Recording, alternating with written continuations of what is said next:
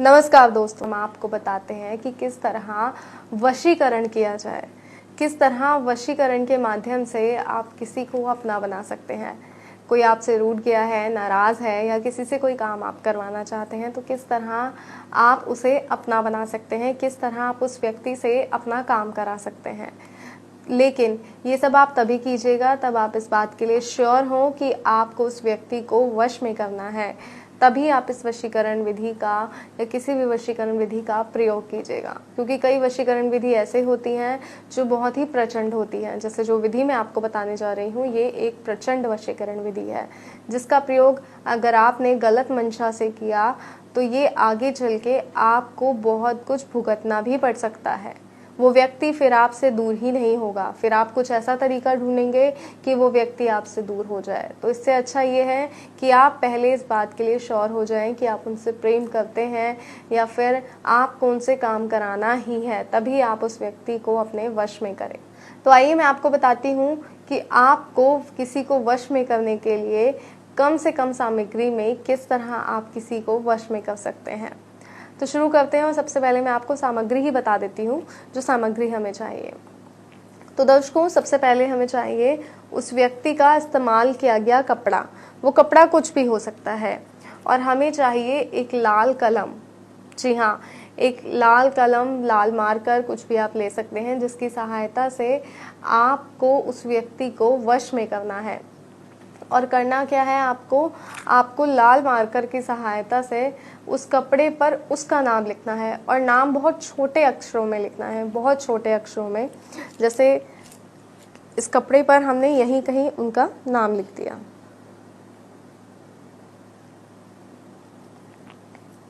इस तरह हमने नाम लिख दिया और इसको अंदर की तरफ दबाकर फोल्ड कर दिया इस तरह। और इसके बाद इस कपड़े को आपको 7 दिन तक अपने पास रखना है। जी हाँ, 7 दिन तक इस कपड़े को आपको अपने पास ही रखना है, अपने से अलग नहीं करना है। चाहे आप इसे अपने तकिए के नीचे रखिए या कहीं भी रखिए जहाँ आपको सहूलियत हो, लेकिन ये कपड़ा किसी के हाथ नहीं लगना चाहिए। इस बात का भी खास तौर पर ध्यान रखिएगा। और जिस वक्त आप इस पर नाम लिख रहे हो उस वक्त उस व्यक्ति का ध्यान कीजिए जिसे आप वश में करना चाहते हैं। जी हाँ, और उसके बाद 7 दिन बाद इस कपड़े को बाहर कहीं ले जाकर आपको जला देना है।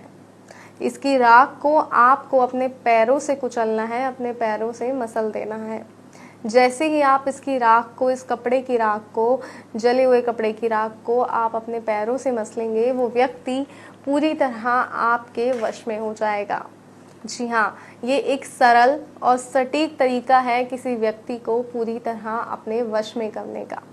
और ये कैसे हो सकता है ये मैंने आपको बताया, लेकिन इस विधि का प्रयोग बहुत ही संभल कर कीजिएगा कि ये करते वक्त कोई आपको ना देखे, ना उस वक्त जब आप कपड़े पर व्यक्ति का नाम लिख रहे हो, ना उस वक्त जब आप इस कपड़े को जला रहे हो।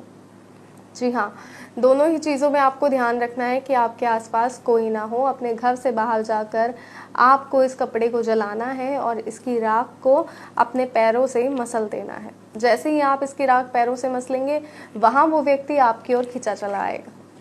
वो सिर्फ और सिर्फ आपका हो जाएगा, चाहेगा आपके साथ समय व्यतीत करना, आपकी बातें सुनेगा। फिर आप उससे कोई काम करवाना चाहते हैं, आप चाहते हैं कि आपके लिए वो कोई कार्य करे, जो आप कार्य उसे बोलेंगे वो कार्य वो ही करेगा। ऐसा ही होगा, लेकिन ये तभी होगा जब इसे आप सही तरीके से करेंगे और सही तरीके से इस विधि को अपनाएंगे। तो कोई और समस्या है, कोई जानकारी है जो आप चाहते हैं तो स्क्रीन पे जो नंबर दिखाया जा रहा है उस नंबर पे कॉल करें, जानकारी लें। कोई ऐसी समस्या जिसका समाधान नहीं हो रहा है या कोई वशीकरण जिसे कर कर कर आप थक गए हैं लेकिन आपका वशीकरण सार्थक नहीं होता, तो ऐसा क्यों होता है वो आपको बताया जाएगा। आप फ़ोन कीजिए, जानकारी लीजिए, अपनी समस्या का समाधान लीजिए और अपने आप को खुशहाल रखिए, क्योंकि जब हमारे अपने हमसे रूठ जाते हैं तो हमारा जो जीवन है वो बहुत ही दुखद हो जाता है। तो इस दुखद जीवन से बाहर आइए, अपने आप को खुशहाल रखिए, फ़ोन कीजिए और अपनी समस्या का समाधान कीजिए।